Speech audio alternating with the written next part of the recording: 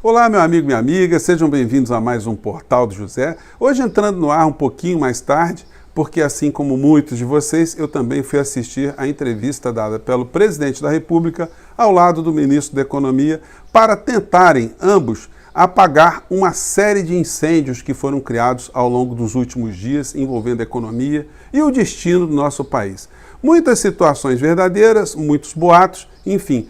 Mas o que é que a gente pode depreender dessa entrevista de Bolsonaro / Paulo Guedes? Bom, vou conversar com vocês sobre isso, mas antes de mais nada, se você está chegando agora ao nosso portal, convido você a se inscrever, a conhecer os nossos outros vídeos, a compartilhá-los se você achar bacana, dar o seu joinha, porque isso amplia ainda mais o alcance dos nossos vídeos, dos nossos papos, e enviar também os seus comentários para cá, porque são sempre lidos e são sempre considerados. Gente, essa entrevista dada por Paulo Guedes e Bolsonaro, ela não veio por acaso.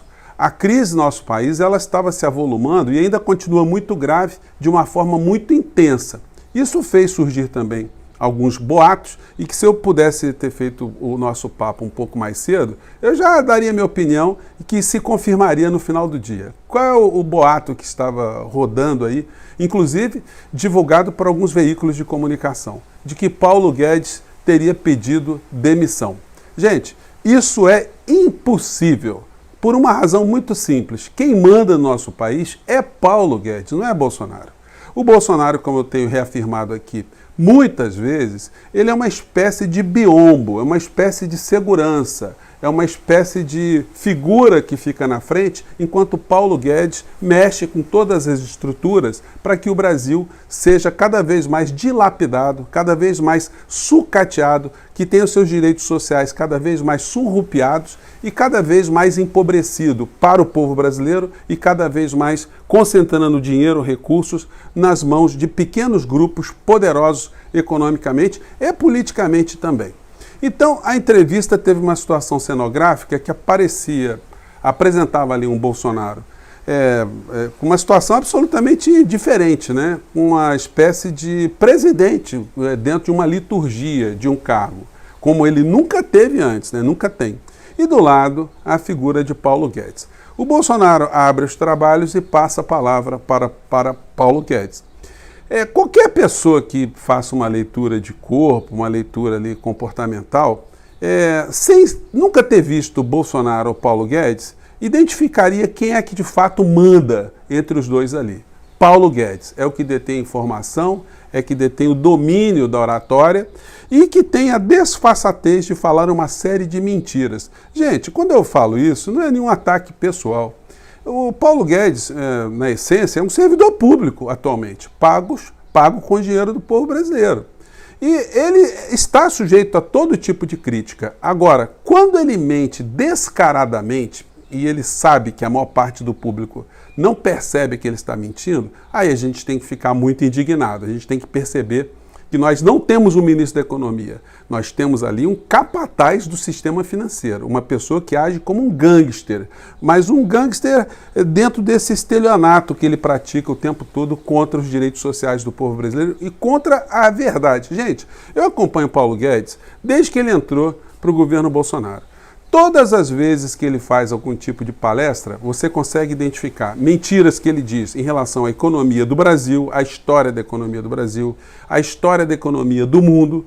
Ele mente sobre frases de personagens da história da humanidade. Ele mente sobre a origem da riqueza de determinados povos, como é que esses povos conquistaram, como é que esses povos se desenvolveram. Ele omite uma série de informações e omite uma série de dados e, sobretudo, omite a intenção que move a sua cabeça. Por que é que ele está fazendo as coisas que ele está fazendo dentro do governo Bolsonaro?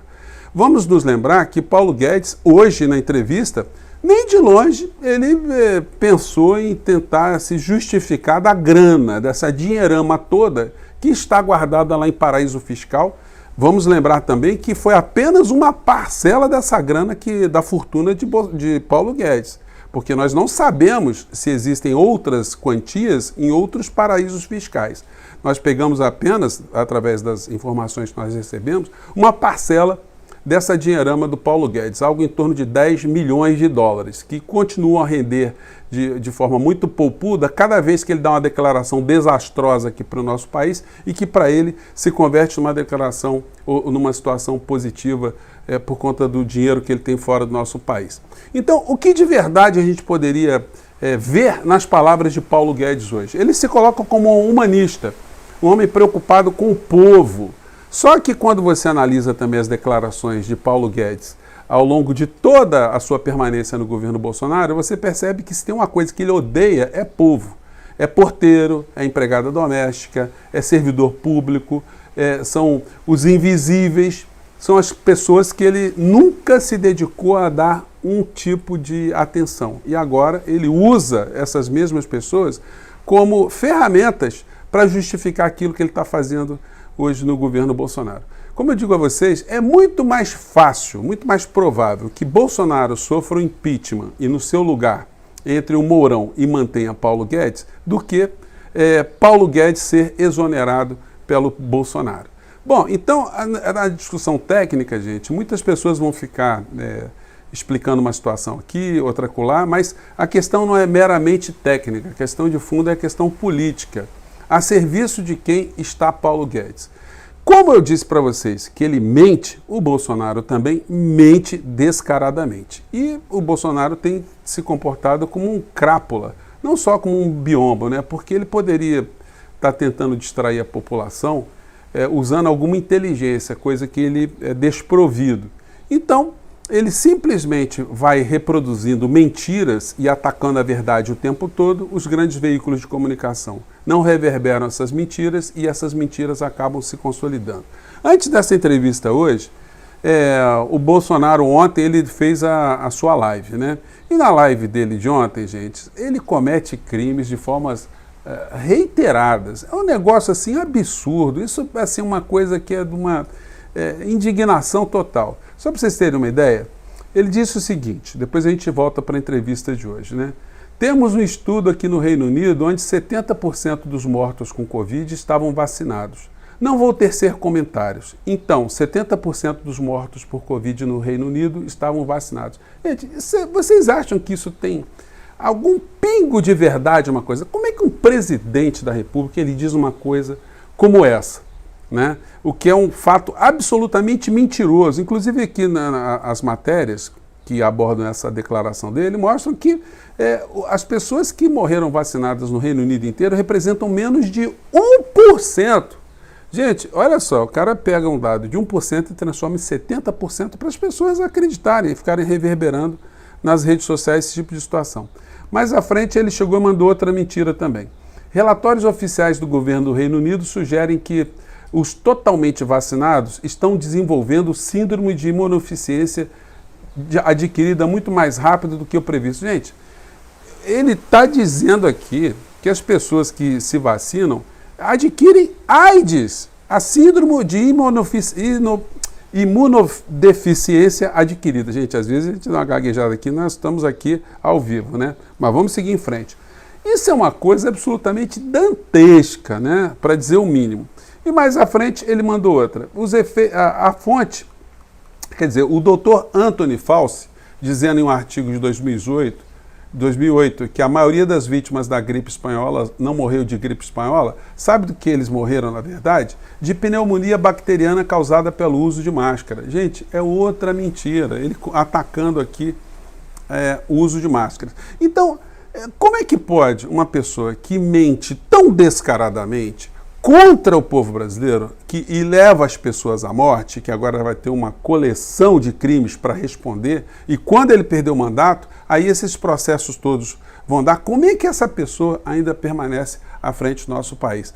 Porque os setores todos que financiam, que sustentam o sistema, que sustentam o Congresso Nacional, que sustentam deputados, senadores, que sustentam a grande mídia aqui no nosso país, os grandes grupos banqueiros, esses grupos todos estão mancomunados para garantir a permanência de Bolsonaro, porque Bolsonaro, quando está ali, ele garante a permanência de Paulo Guedes. Eu gosto de sublinhar sempre isso, gente, porque, como sempre estão chegando muitas pessoas novas aqui no nosso portal, é muito importante a gente ficar o tempo todo jogando luzes sobre esses fatos para as pessoas perceberem quem de fato manda no Brasil, Paulo Guedes ou Bolsonaro? Quem de fato tem alguma noção de economia, Paulo Guedes ou Bolsonaro? Qual é a área mais importante do nosso país? Coordenada por quem? Coordenada por Bolsonaro ou coordenada por Paulo Guedes? Enfim, quando você clareia essas situações todas, você é capaz de entender quem é que de fato está mandando no nosso país. O que nós veremos a partir dessas declarações hoje, da entrevista coletiva de Paulo Guedes? A entrevista coletiva porque foram para muitos órgãos de imprensa ali, né? O que a gente pode depreender? Bom, o termômetro é a forma como os grandes veículos de comunicação de massa traduzem para a população o que aconteceu no dia de hoje. A cobertura certamente vai ter um tom positivo para o governo. Dizer que houve um recuo, que houve um esclarecimento, que não houve o teto não foi furado, que a nossa economia não está destrambelhada. Isso fez com que o dólar tivesse uma recuada, o mercado reagiu de uma forma mais positiva no fechamento do mercado. Então nós vamos ver esse tipo de situação. Algumas situações abordando que a economia para o ano que vem pode melhorar bastante e, de fato, sempre eles falavam esse tipo de situação, sobretudo em época eleitoral, exceto se eles quiserem fazer a campanha contra o presidente de então, que não é o caso. Por mais desgraças que aconteçam no nosso país, todos os veículos de comunicação ainda tentarão dar uma sobrevida a Bolsonaro / Paulo Guedes, porque negócios estão acontecendo. Na entrevista hoje mesmo, Paulo Guedes lembrou que o Senado, o Congresso Nacional, aprovou a PEC dos precatórios, ou seja, para se dar um calote em quem tem direitos a receber do governo federal, para que tenha mais dinheiro para que o Bolsonaro possa fazer campanha política com esses recursos, aumentando o Bolsa Família. A questão é que a variação do dólar no nosso país está muito ruim. O petróleo está aumentando também fora do nosso país. Isso vai fazer com que os combustíveis aumentem aqui no nosso país e que haja uma pressão política ainda inflacionária também contra o povo brasileiro. O fiel da balança para as próximas semanas serão os caminhoneiros aqui no nosso país, porque se eles de fato entenderem que esses R$400 que Bolsonaro está oferecendo para eles, de fato é uma esmola apenas para dar um cala-boca na categoria, e se eles conseguirem de fato fazerem um bloqueio nas estradas, fazer a sua greve, enfim, isso vai criar um desgaste muito grande para o nosso país e, sobretudo, um desgaste muito grande para o governo, que não tem por onde sair. Eles estão tentando essa migalha aí, mas enquanto nosso país não mudar a sua política energética, a sua política em relação à importação de petróleo, a política da Petrobras, enquanto não incluírem a Petrobras enquanto uma empresa estratégica que movimenta a economia do nosso país, que é responsável pela soberania energética do nosso país, de fato, eles vão ficar o tempo todo remendando essas situações, por um lado, dando outras migalhas para as pessoas mais necessitadas por conta dos programas do Bolsa Família, enquanto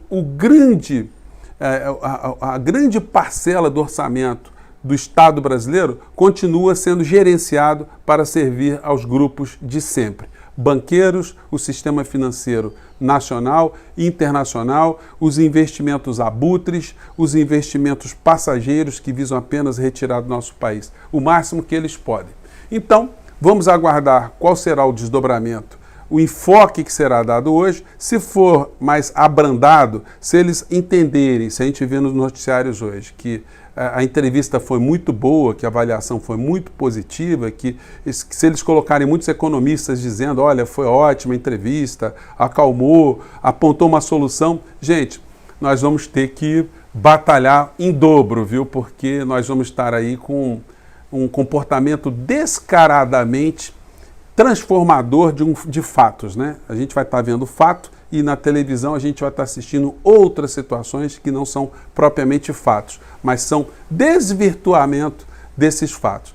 De todo modo, a situação não anda nada boa para o nosso país e nós vamos ter que aguardar aí mais 1, 2 semanas para ver se acontece alguma novidade diante das perspectivas de greve dos caminhoneiros aí e das reformas que ainda estão sendo debatidas, né? Vamos ver o que vai acontecer, mas Se tem uma pessoa que está muito garantida nesse governo, infelizmente, ainda é o ministro da Economia, o cara que manda no Brasil. Gente, eu fico por aqui. Mais uma vez, um grande abraço em todos vocês e vamos continuar a luta, que a gente está chegando em muitos lugares, a gente está mexendo com muitas cabeças. Um grande abraço, até o próximo encontro. Tchau.